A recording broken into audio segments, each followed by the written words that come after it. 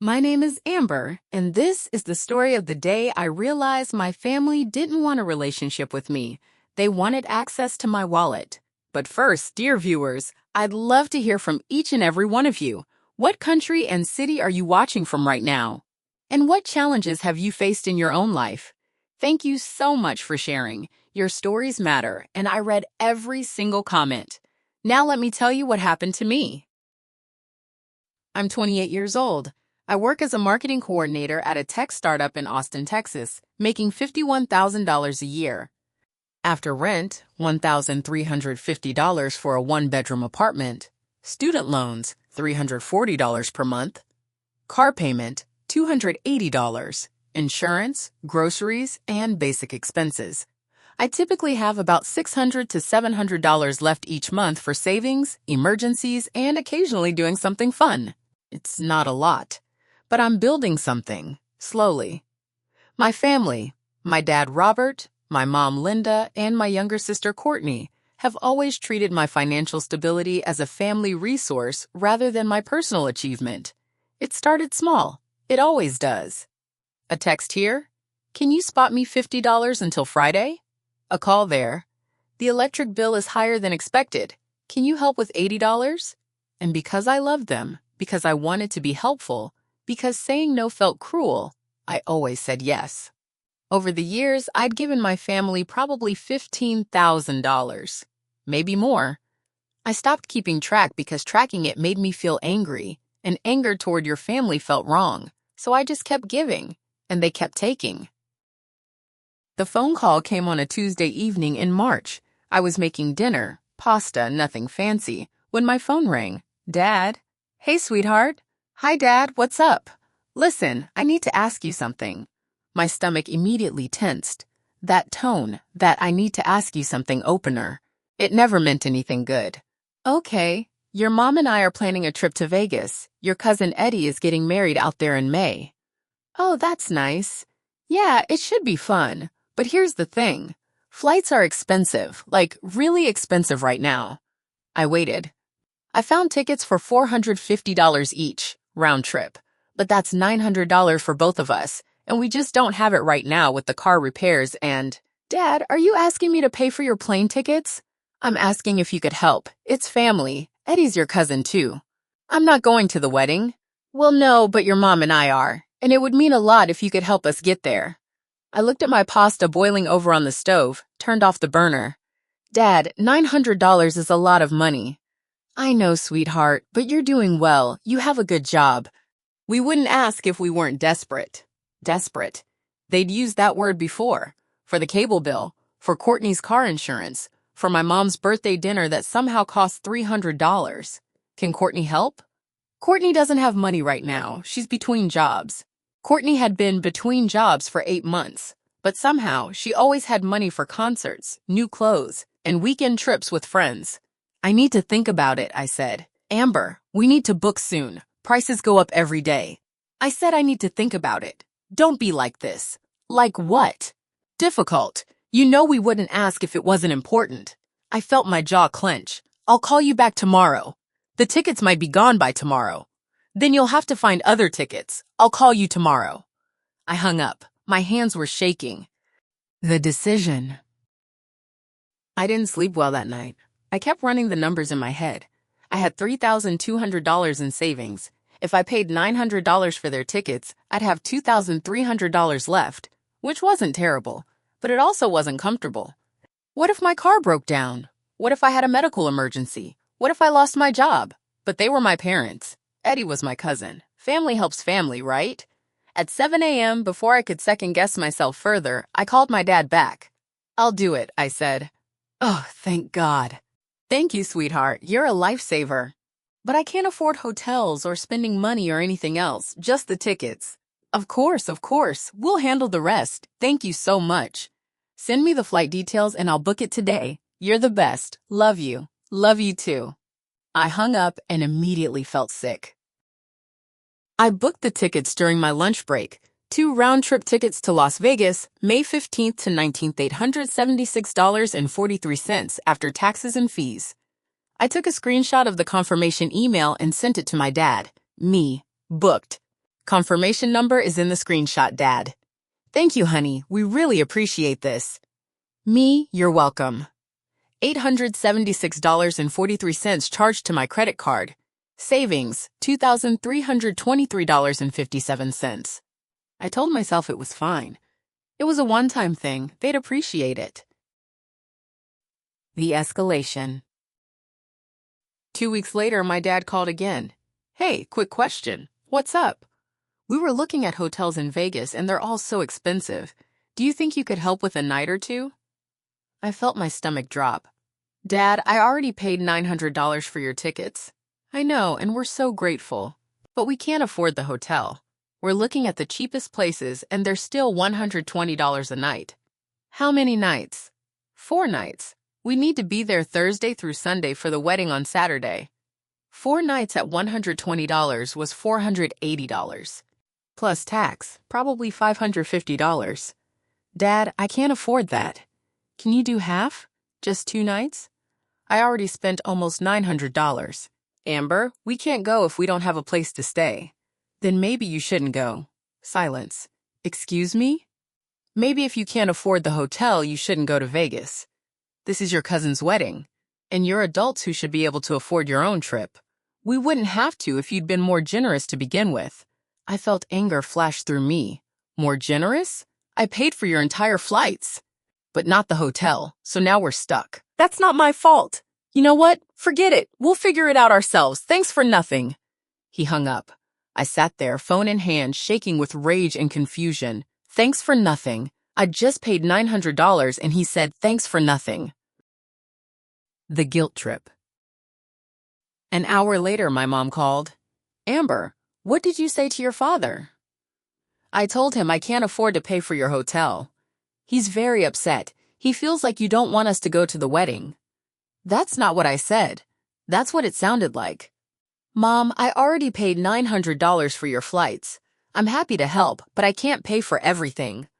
Nobody's asking you to pay for everything. He asked me to pay for the hotel. Just to help a little. Is that so unreasonable? Yes, because I already helped a lot. She was quiet for a moment. Then, you make more money than we do. So?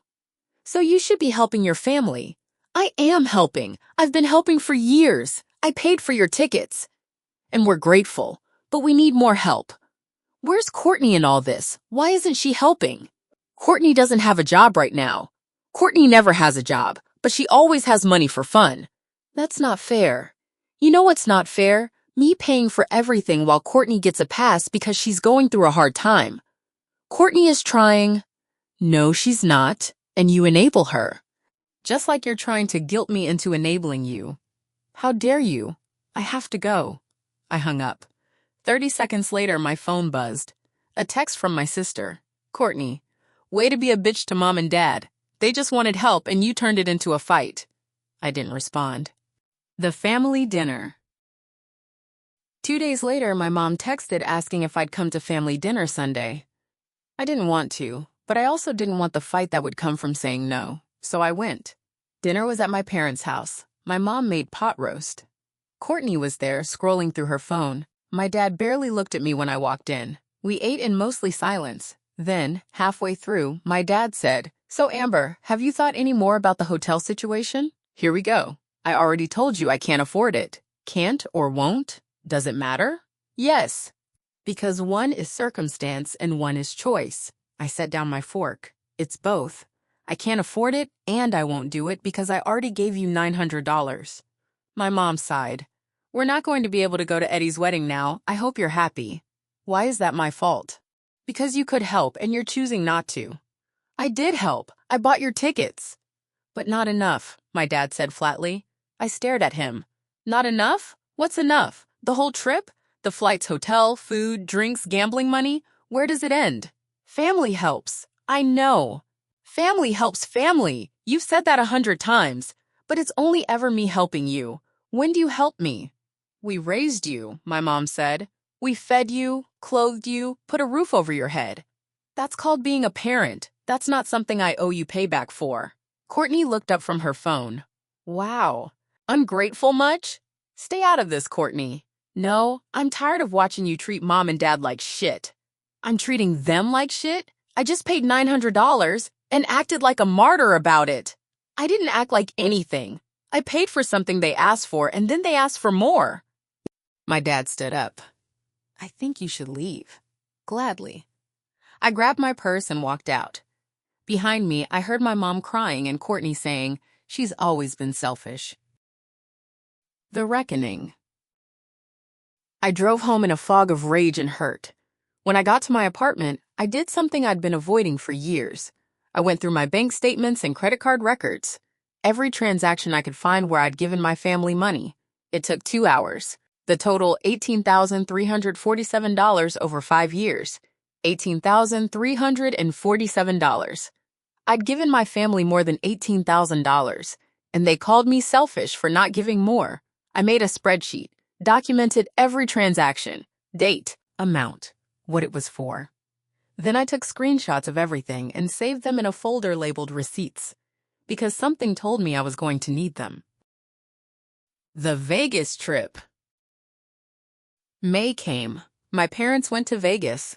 I know because my mom posted about it on Facebook.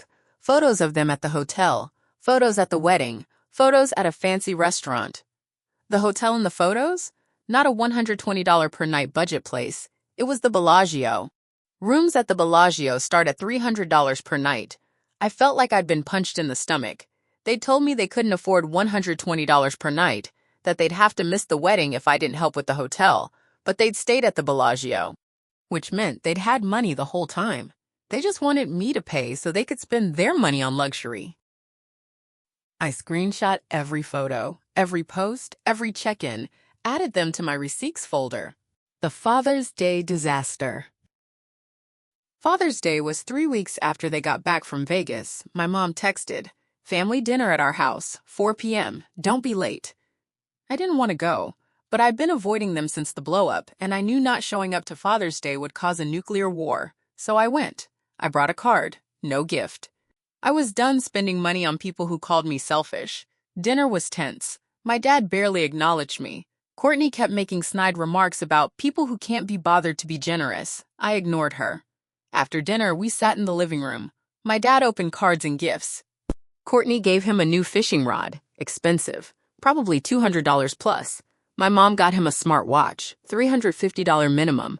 I gave him my card with a handwritten message. Happy Father's Day, love Amber. He read it, put it aside, didn't say thank you. Then my Uncle Jerry, who'd been at dinner, said, "So Robert, how was Vegas?" "It was great," my dad said, brightening. "Beautiful hotel, great weather. The wedding was perfect." "Amber helped pay for that trip, right?" Jerry asked. I looked up. My dad's expression changed. "She helped a little." "A little? A little?" I said quietly. "She paid for part of the flights," my mom said quickly. "I paid for both of your flights, $900. "Okay, yes, thank you for that," my dad said dismissively. "But then she wouldn't help with anything else," Courtney added. "So Mom and Dad almost couldn't go." I felt my face get hot. "That's not true. You refused to help with the hotel," Courtney said, "because I'd already spent $900, but they needed more help. Then you should have helped." "I don't have money, but you bought Dad a $200 fishing rod?" Silence. "Where'd the money for that come from, Courtney?" "Mom and Dad gave it to me." "Oh, so they had money. They just wanted me to pay for Vegas so they could buy you things?" My mom stood up. "That's enough." "No, it's not enough. You told me you couldn't afford a $120 hotel. But you stayed at the Bellagio. I saw the photos." My dad's face went red. "How we spend our money is none of your business." "It is my business when you lie to me to get my money." "We didn't lie." "Yes, you did. You said you were desperate. You said you couldn't go without my help, but you stayed at a $300 per night hotel. We're allowed to treat ourselves. With your own money, yes, but not after guilting me into paying for your flights." Uncle Jerry stood up. "Maybe I should go." "No, stay," I said. "Everyone should hear this." I pulled out my phone and opened the folder. "I've given this family $18,347 over the past 5 years. Here's the spreadsheet. Here are the bank records, every transaction." I airplayed it to their TV. The spreadsheet filled the screen. Everyone stared. "And this is the Bellagio," I continued, pulling up their Facebook photos. Where you stayed after telling me you couldn't afford $120 per night. My dad stood up. You need to leave. Gladly. But I'm done. Done giving you money. Done being called selfish when I'm the only one who ever helps. Done being lied to. You're our daughter. And you're my parents. But you treat me like an ATM. Not anymore. I walked out. Behind me, silence. Then my mom crying. How could she do that to us? The aftermath. The next 3 days, my phone exploded with messages. Mom, how could you embarrass us like that in front of Jerry? Dad, don't ever contact us again until you apologize. Courtney, you're dead to me. Aunt Sarah, your parents are heartbroken. What you did was cruel. Uncle Jerry, for what it's worth, I think you were right. That last one made me cry. I responded to Jerry, thank you. That means more than you know. Everyone else, I ignored. A week later, my mom called from a different number. I answered without thinking. Amber. Hi, Mom. We need to talk. I'm listening. Your father is very hurt. What you did at dinner was unacceptable. What I did, I showed receipts. You humiliated us. I told the truth. You made us look bad.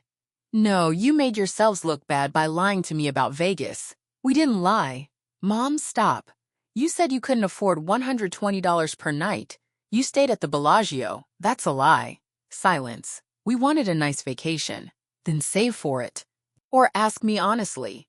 But don't guilt me into paying for part of it while you blow your money on luxury. We're your parents. You should want to help us. I did help. For years. $18,000. And you still call me selfish. Because you are. You make good money and you hoard it. I'm not hoarding it. I'm saving it. For my future. My emergencies. Family comes first. Not anymore. I'm done, Mom. I'm done giving you money. I'm done being guilted. I'm done. If you do this, you're going to regret it.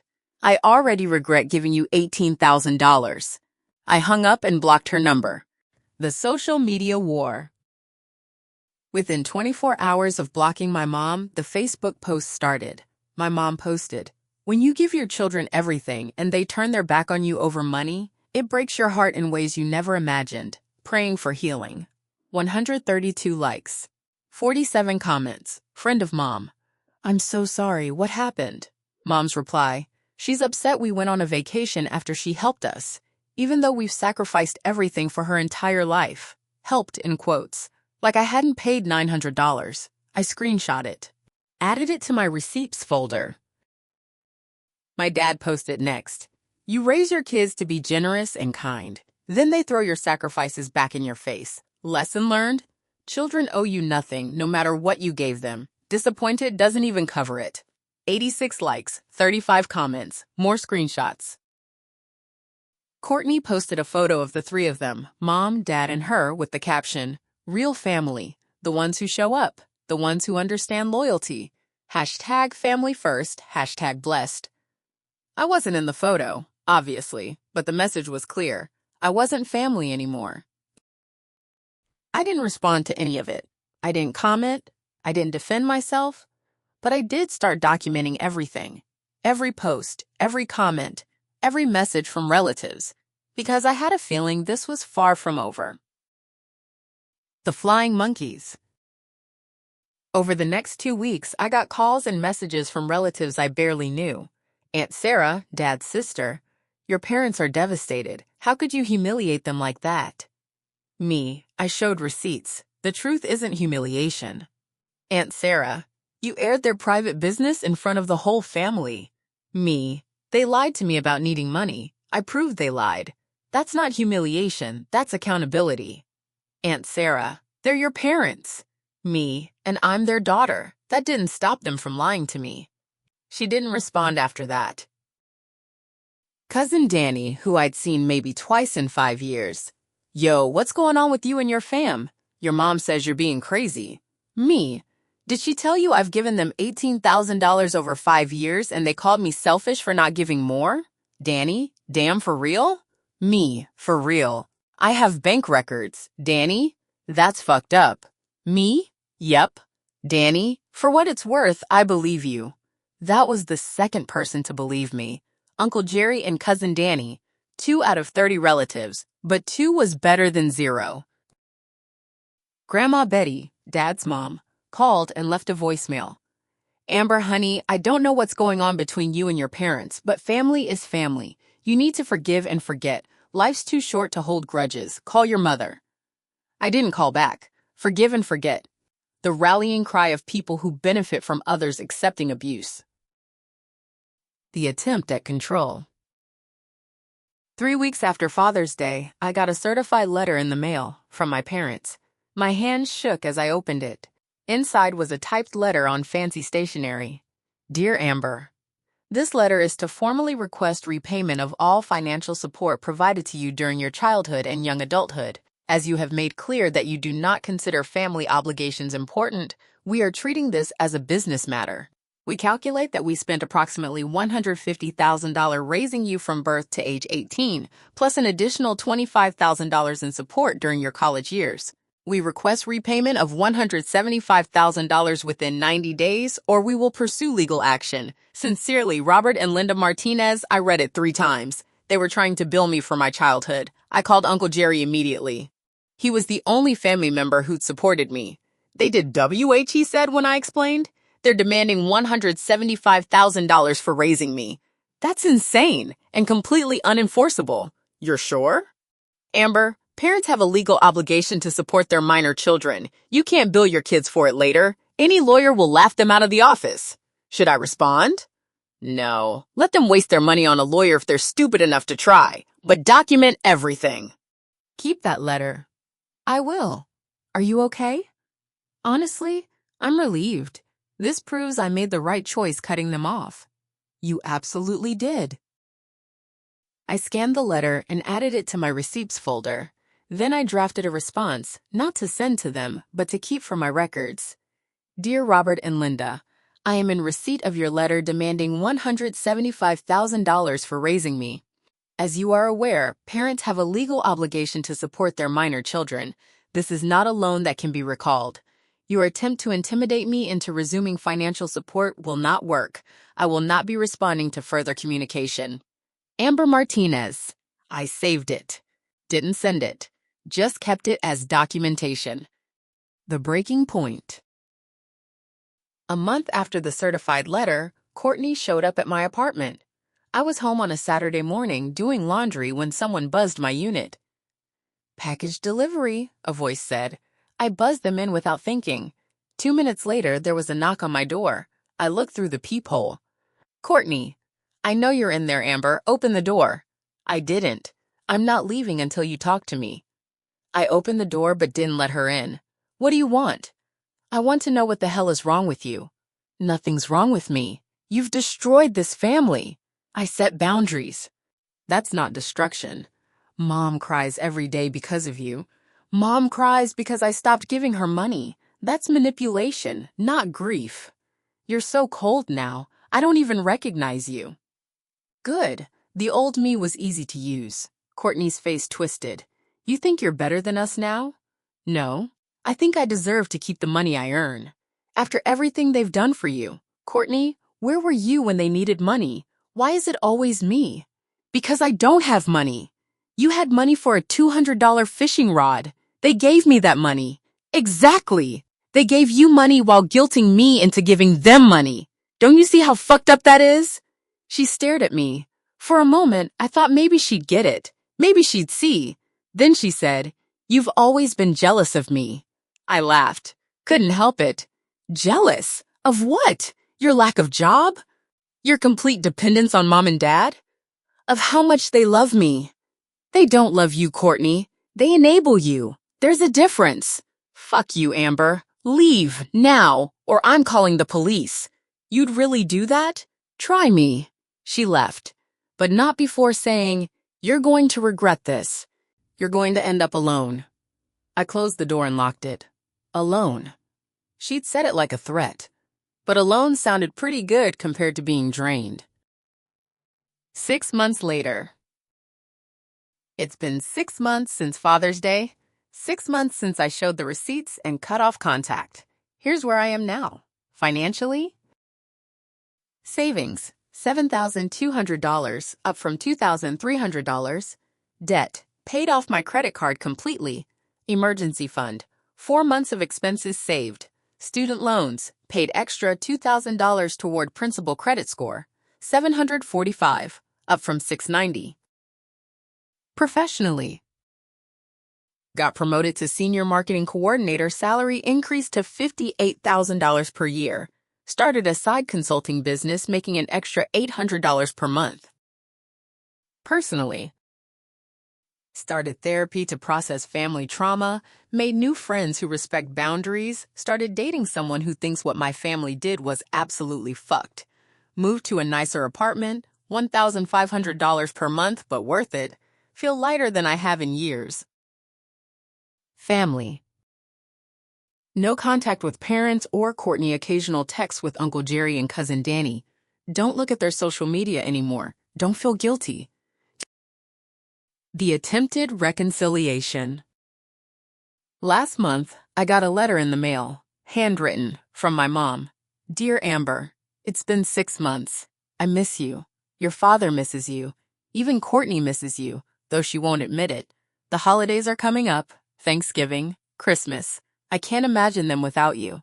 We're sorry things got so out of hand. We never meant to hurt you. We've been struggling financially, and you seem to be doing so well. Can we try again? Can you come to Thanksgiving? We promise. No talk about money, just family. Please think about it. Love, Mom. I read it twice. It was the closest thing to an apology I'd ever gotten from them. But it wasn't an apology. Not really. We never meant to hurt you isn't an apology. It's a deflection. You seem to be doing so well as justification for exploitation, not remorse.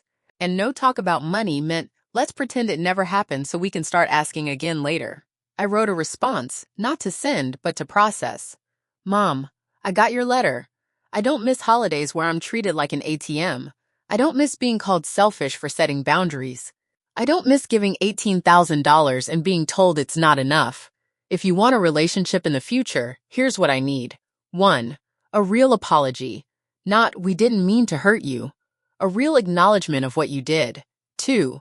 Recognition that you lied about Vegas, about needing money, about everything. 3. Understanding that I will never give you money again. Ever. 4.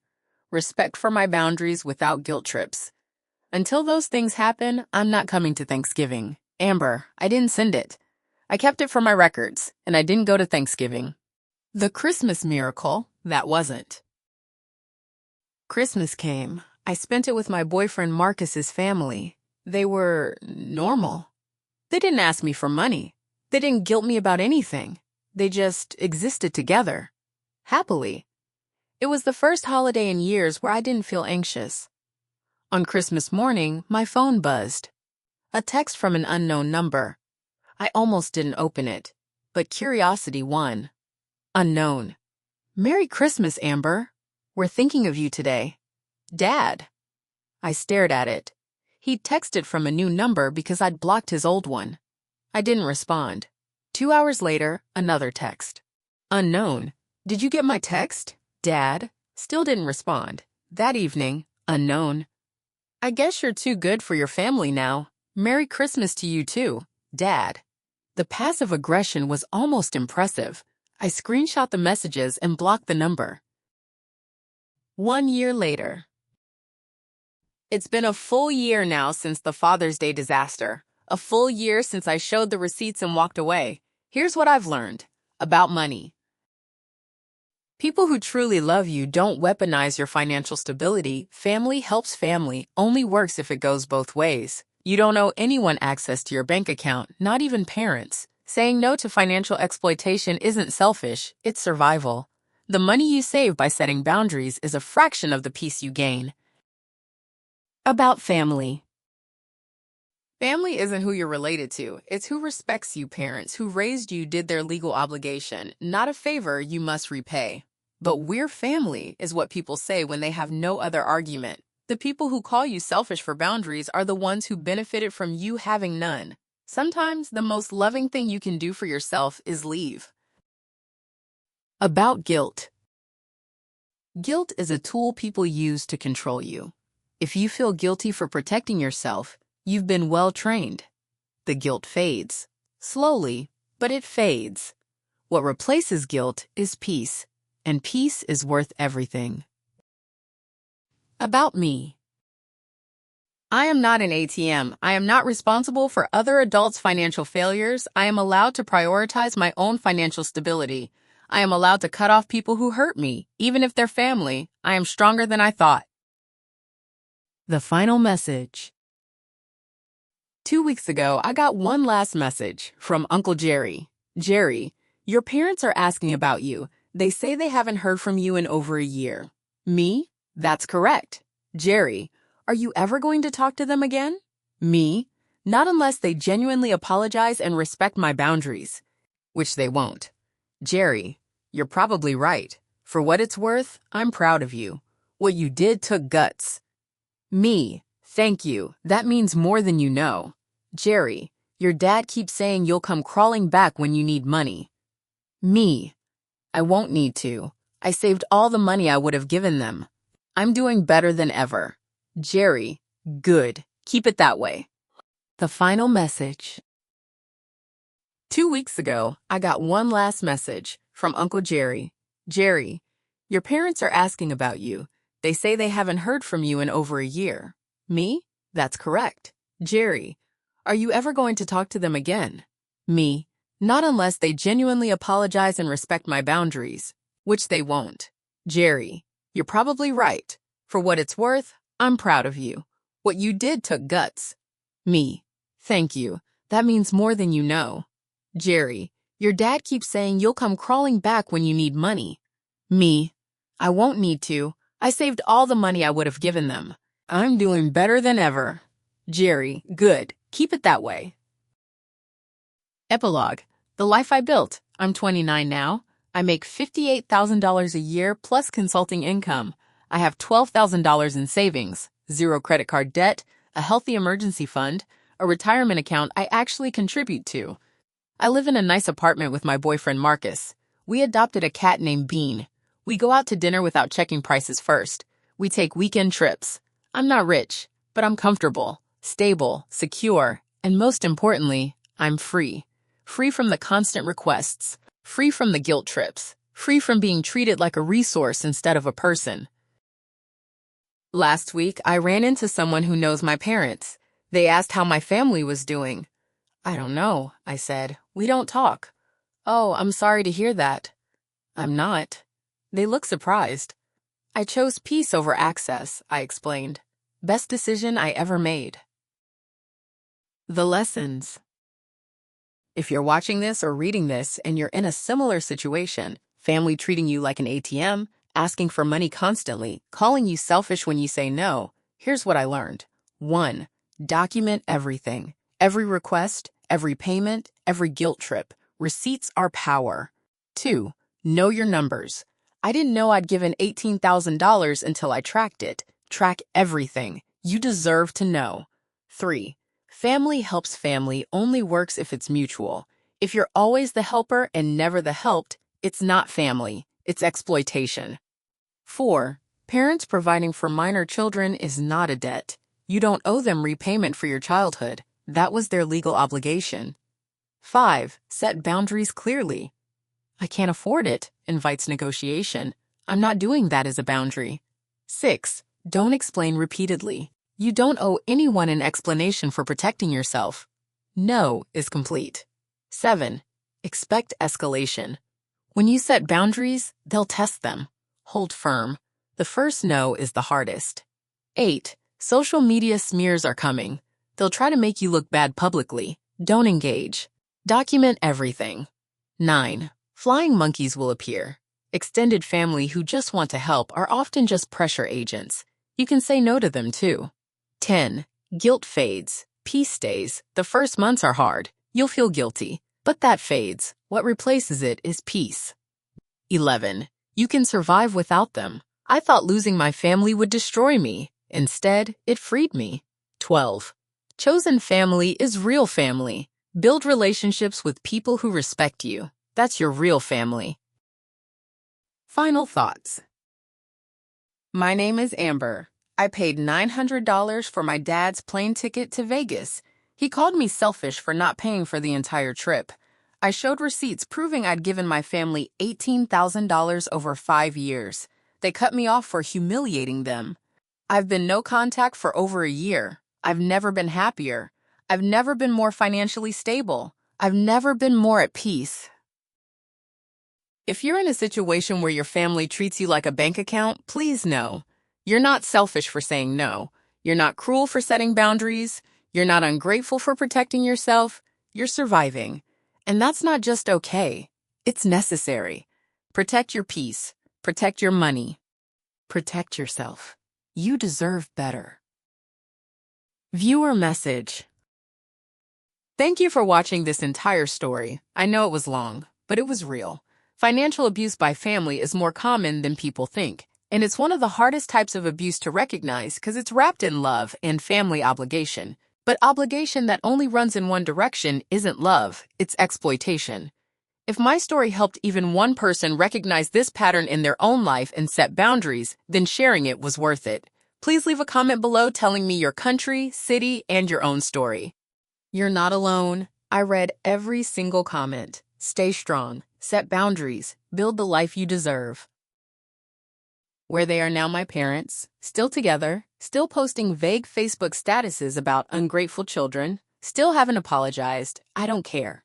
Courtney, still living with them, still unemployed, still being enabled, still my problem 0%. Uncle Jerry, we text occasionally. He's the only family member I still talk to. He continues to be the voice of reason. Cousin Danny sent me a Christmas card last year. We're cool. Me, thriving, happy, free. Dating someone wonderful who thinks my boundaries are sexy, his words. Saving for a house. Living my best life. My bank account, healthy, growing, and my necked.